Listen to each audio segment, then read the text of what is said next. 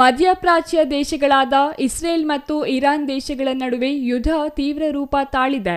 ಇಂತಹ ಸ್ಥಿತಿಯಲ್ಲಿ ಇಸ್ರೇಲ್ ದೇಶದಲ್ಲಿ ವಿವಿಧ ಕಾರಣಗಳಿಗಾಗಿ ಇಸ್ರೇಲ್ಗೆ ತೆರಳಿದ್ದ 18 ಮಂದಿ ಕನ್ನಡಿಗ ವಿದ್ಯಾರ್ಥಿಗಳನ್ನು ಸುರಕ್ಷಿತವಾಗಿ ತಾಯ್ನಾಡಿಗೆ ವಾಪಸ್ ಕರೆತರುವ ಕೆಲಸವನ್ನು ಭಾರತ ಸರ್ಕಾರ ಯಶಸ್ವಿಯಾಗಿ ಪೂರೈಸಿದೆ. ಇಸ್ರೇಲ್ನಲ್ಲಿ ಸಿಲುಕಿದ್ದ ಕನ್ನಡಿಗರು ಇಂದು ತವರಿಗೆ ವಾಪಸ್ ಆಗಿದ್ದು, ಇಂದು ಬೆಳಿಗ್ಗೆ 11 ಗಂಟೆಗೆ ತಾಯ್ನಾಡಿಗೆ ಬಂದಿಳಿದರು.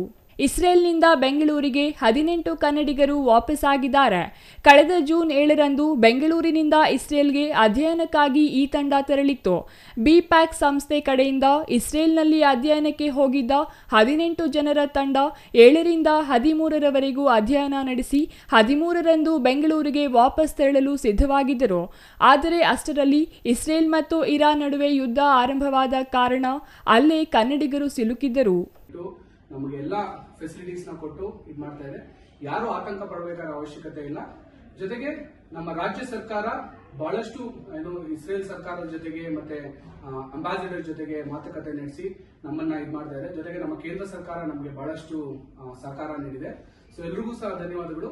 ಯಾರು ಸಹ ಪ್ಯಾನಿಕ್ ಆಗೋ ಅವಶ್ಯಕತೆ ಇಲ್ಲ. ನಾವೆಲ್ಲ ಸಹ ಸೇಫ್ ಆಗಿದ್ದೀವಿ, ತುಂಬಾ ಚೆನ್ನಾಗಿದ್ದೀವಿ. ನಾವೇನು ಇನ್ನೇನು ಕೆಲವೇ ದಿನಗಳಲ್ಲಿ ನಾವು ಭಾರತ ದೇಶಕ್ಕೆ ನಾವು ಮರಳ್ತೀವಿ ಅಂತ ನಮಗೆ ಒಂದು ಸಹಕಾರ ಕೊಟ್ಟಿದ್ದಾರೆ, ಭರವಸೆ ಕೊಟ್ಟಿದ್ದಾರೆ. ನಾವೆಲ್ಲರೂ ಸಹ ಬರ್ತೀವಿ.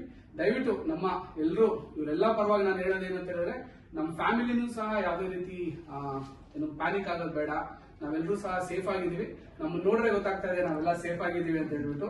ಸೊ ಧನ್ಯವಾದಗಳು ಭಾರತ ದೇಶಕ್ಕೆ ಮತ್ತೆ ನಮ್ಮ ಭಾರತ ಸರ್ಕಾರಕ್ಕೆ ಮತ್ತೆ ನಮ್ಮ ಕರ್ನಾಟಕ ರಾಜ್ಯ ಸರ್ಕಾರಕ್ಕೆ ಮತ್ತೆ ಇಸ್ರೇಲ್ ಸರ್ಕಾರಕ್ಕೆ, ಇಸ್ರೇಲ್ ಕಾನ್ಸುಲೇಟ್ ಜನರಲ್ಗೆ, ಜೊತೆಗೆ ಭಾರತ ದೇಶದ ರಾಯಭಾರಿ ಕಚೇರಿಗೆ ಎಲ್ಲರೂ ಸಹ ಧನ್ಯವಾದಗಳು, ಚಿರಋಣಿ ಆಗಿದ್ದೀವಿ. ಧನ್ಯವಾದ, ನಮಸ್ಕಾರ. ಜೈ ಹಿಂದ್, ಜೈ ಕರ್ನಾಟಕ ಮಾತೆ. ಇದೀಗ 12 ದಿನಗಳ ಬಳಿಕ ಯುದ್ಧ ಭೂಮಿಯಿಂದ ಬೆಂಗಳೂರಿಗೆ ಕನ್ನಡಿಗರು ವಾಪಸ್ಸಾಗಿದ್ದಾರೆ.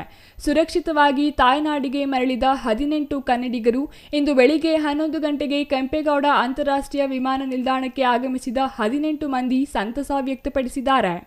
Satish Babu, CTV news, Devanahalli.